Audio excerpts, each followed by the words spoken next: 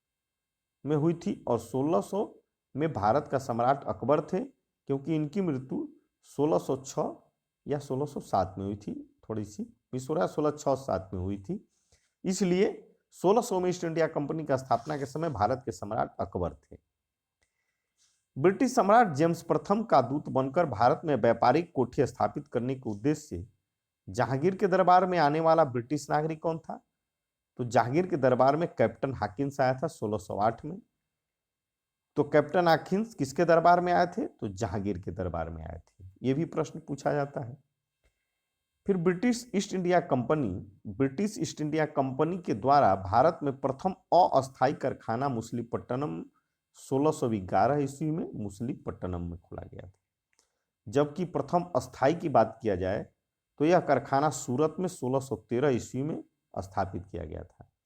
तो प्रश्न जब डायरेक्ट पूछता है कि ब्रिटिश ईस्ट इंडिया कंपनी की प्रथम कोठी यानी कि फैक्ट्री भारत में कहाँ खुली, तो सूरत 1613 ही बनाना पड़ता है। लेकिन अस्थायी की बात कर दिया जाएगा तो वह मुसलीपट्टनम होगा, जो 1611 ईस्वी में खोली गई थी।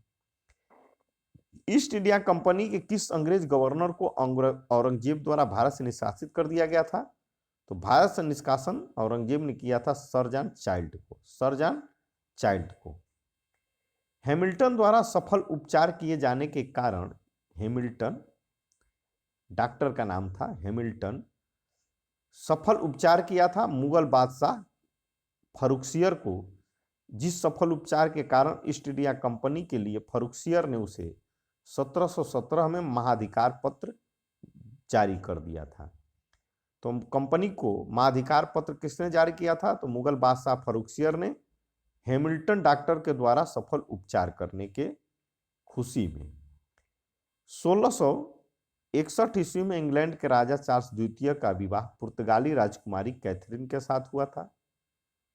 कैथरीन का विवाह पुर्तगाली कैथरीन थी, चार्ल्स द्वितीय इंग्लैंड के राजा थे, हुआ था। इस अवसर पर पुर्तगालियों ने चार्ल्स द्वितीय को दहेज के रूप में क्या दिया? बंबई द्वीप दिया था। 1668 ईस्वी में चार्ल्स द्वितीय ने 10 पाउंड वार्षिक किराया लेकर इसी बंबई द्वीप को ईस्ट इंडिया कंपनी को दे दिया था। आगे देखते हैं, प्रमुख शहर हैं और ये शहरों के संस्थापक कौन हैं, यहां से भी प्रश्न पूछा जाता है। तो कलकत्ता शहर की स्थापना जाप चारनोक ने किया था। कलकत्ता शहर, जो अभी कोलकाता बोलते हैं हम लोग, तो इसकी स्थापना जाप चारनोक ने। मद्रास शहर फ्रांसिस डे ने किया था इसकी स्थापना। जबकि बात किया जाए नई दिल्ली की स्थापना का, तो ये एडविन लुटियंस व हर्बर्ट बेकर ने किया था। यह कई बार पूछा गया है कि नई दिल्ली को किसने बसाया था, तो एडविन लुटियंस व हर्बर्ट बेकर ने। बंबई की स्थापना गेराल्ड आग्नियार ने किया था, गेराल्ड आग्नियार। यूरोप वासियों के लिए सर्वप्रथम सोरा और अफीम प्राप्त की मुख्य क्षेत्र क्या था? तो ये सोरा और अफीम ब्रिटिश कंपनी को बिहार से प्राप्त होता था। वर्ष 1664 में फ्रांसीसी कंपनी की स्थापना किसके प्रयासों से की गई थी? तो फ्रांसीसी कंपनी की स्थापना कोलबर्ट ने किया था। फ्रांसीसी कंपनी की स्थापना 1664 में हुई। उस समय फ्रांस में किसका कार्यकाल था? तो लुई 14वें का उस समय शासनकाल था। और लुई 14वां ही कहा करता था आई एम द स्टेट का कथन है। फ्रैंक कैरो के द्वारा भारत में फ्रांसीसी फैक्ट्री की स्थापना कहाँ की गई थी? तो फ्रांसीसी फैक्ट्री की भी स्थापना भारत में 1668 में सूरत में की गई थी। अंग्रेजों का भी सूरत में अस्थायी और सूरत में फ्रांसीसियों का भी। फ्रांसीसी गवर्नर डुप्ले, जो बहुत ही होनहार था लेकिन थोड़ी सी गलती के कारण यह अंग्रेजों से हार गया था, वह फ्रांसीसी गवर्नर डुप्ले ने पहली बार भू क्षेत्र अर्जित करने के लिए उद्देश्य से भारतीय राजाओं के विवादों में भाग लेने की नीति, जो सहायक संधि कही जाती है, के तरह था, इसकी शुरुआत डुप्ले ने किया था। फ्रांसीसियों द्वारा फोर्ट लुई नामक किला कहां बनवाया गया था?